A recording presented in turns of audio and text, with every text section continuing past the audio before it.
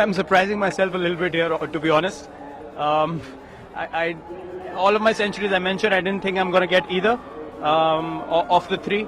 But because you're thinking about the team's cause, and we tried to score as many runs as possible in the end, that I ended up getting there. And that I think in T20 cricket is the most important thing.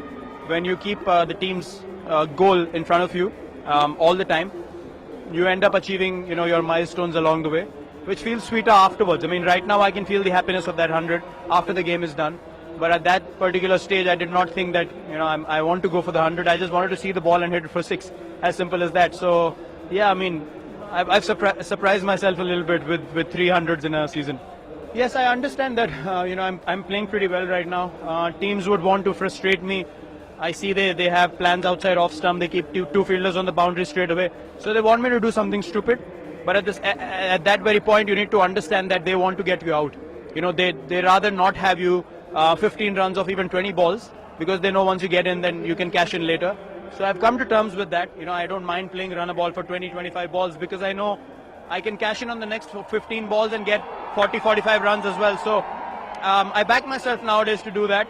So I think that's the whole game plan. I believe in my ability more at the end to hit sixes or boundaries or pick gaps. So yeah, I mean, I sort of back my strengths in terms of building an innings, as you said. It's pretty similar to how I would approach an ODI innings initially, and then go for my big shots as I do in the ODI format as well. Well, as I said, I mean, when you want to sort of put the team's motive in front, I think that's the whole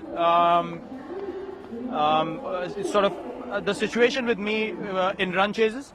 I don't have to think of what I'm doing because I have a goal in front of me, and when I'm going for the target is when I forget about my milestones or how many runs I'm scoring. I just think of which bowler, how many runs, which gaps, where do I get the boundaries, when do I get the boundaries, how many balls, how many runs. So all those things keep you focused on what you need to do rather than what you want to do for yourself.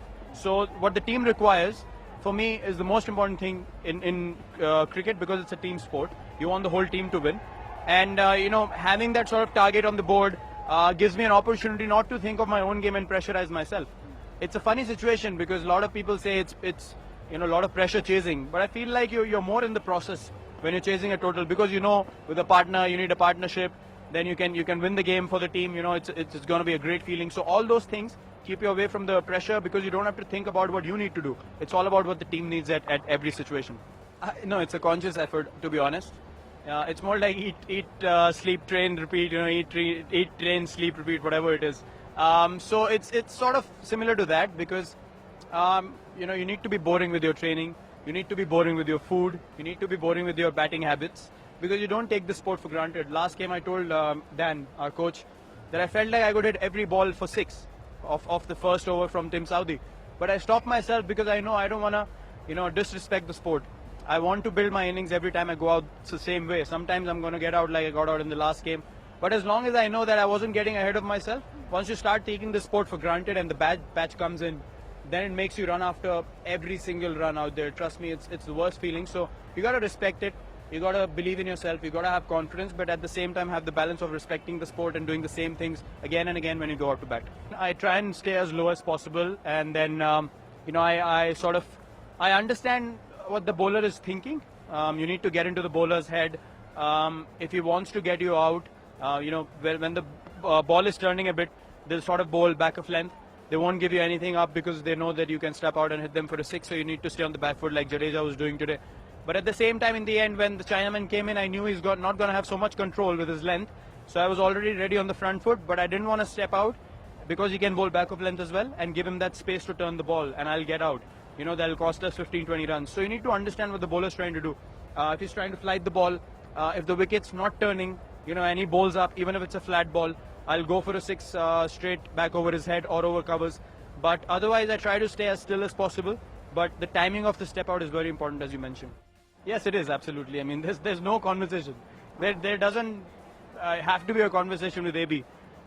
More so because of the way we think. We think alike, very alike about how we want to bat. We keep giving each other confidence and keep assuring each other that yes, you can go for your shots, or no, you don't have to go for your shots. That's about the only conversation we have, because we have such a good understanding, and we know what to do at what stage of the game, how to run hard, which fielders to target. So It's all a matter of understanding each other, and we understand each other so well because we're good friends off the field as well. So that helps in playing out there with him, and it's a pleasure. I told him today as well, it's a pleasure to play with you. I mean, the kind of shots he plays, sometimes I was thinking to myself, how you feel embarrassed because you feel like, you can never do that because he's hitting sweeps to fast bowlers over the roof. I mean, I've never heard of something like that. So I'm really grateful. It's our second double 100 partnership, one last year as well. So, beautiful days.